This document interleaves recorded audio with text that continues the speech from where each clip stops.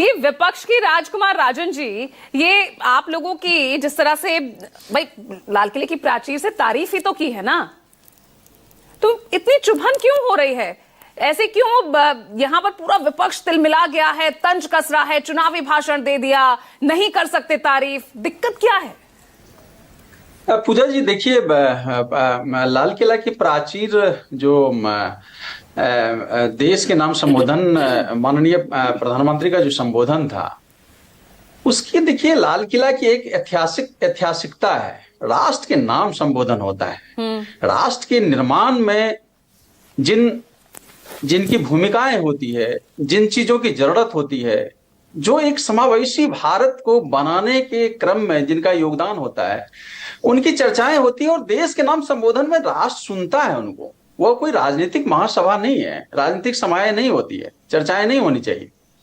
लेकिन माननीय प्रधानमंत्री जी ने जिस तरह से आरएसएस की चर्चाएं की, अपने संबोधन में जिस तरह से आरएसएस की बातें की, एनजीओ के संदर्भ में उन्होंने किया, राष्ट्र के निर्माण में उनकी भूमिका के संदर्भ में किया, वह कुछ संदेहास्पद चीजें हैं जो आरएसएस की ऐतिहासिकता पर चर्चा करेंगे तब यह मूल्यांकन सामने आएगा।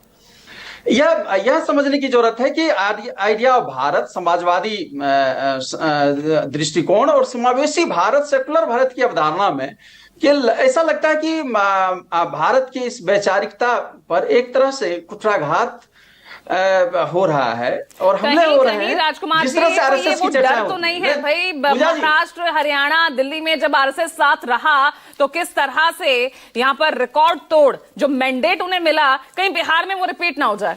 कहीं ये डर तो नहीं है आपको ये सब चीजें बुलवा रहा? नहीं पूजा जी, मैं आरएसएस के संदर्भ में कुछ ऐतिहासिक चीजों पर चर्चाएं करना चाहती हूँ, क्योंकि देश को जानना जरूरी है कि जान रहे हैं आखिर इसका विरोध क्यों हो रहा है। डिबेट छिड़ी हुई है राजकुमार जी। आरएसएस के संदर्भ में समझना, देखिए माननीय प्रधानमंत्री जी को यह भी बताना चाहिए, इनके साथ साथ आरएसएस के योगदान की भूमिका के बारे में जो बता रहे थे, क्या आरएसएस की भूमिका आजादी में क्या योगदान रहा था, इसके संदर्भ में भी देश को चर्चा करनी चाहिए था। आरएसएस के कितने लोगों ने आजादी के लिए कुर्बानी दी थी, इनके संदर्भ में भी उनको चर्चा करना चाहिए था। क्या भगत सिंह, चंद्रशेखर आजाद जैसे कुर्बानी दी है? क्या आरएसएस ने कब कब आजादी के राष्ट्रीय आंदोलन में उनका विरोध किया था, इसकी भी चर्चा होनी चाहिए। आरएसएस ने क्या भारत के संविधान का विरोध नहीं किया था? ऑर्गेनाइजर में आप देख रहे लगातार, आप जो उनके मुखपत्र हैं आरएसएस के, ऑर्गेनाइजर में 30 नवंबर 1949 को उन्होंने जो विरोध दर्ज किया था संविधान के ऊपर, वो तो पब्लिक डोमेन में है। 26 फरवरी 1950 को ऑर्गेनाइजर में उन्होंने तिरंगे झंडे के बारे में कहा था। 1966 में गोलवलकर ने विरोध किया था। तो आरएसएस ने भारत के संविधान का विरोध किया, आरएसएस ने क्या तिरंगे झंडे का विरोध नहीं किया? ये सब तो पब्लिक डोमेन में है।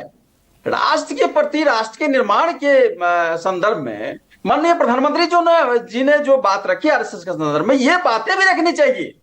क्या राष्ट्र के लिए किन संदर्भों में उनकी भूमिका है और कैसे, बहुत सारी बातें हैं। आप देखिए कि गोलवलकर में तो एक बार जेडीयू के खिलाफ भी काफी कुछ लिखा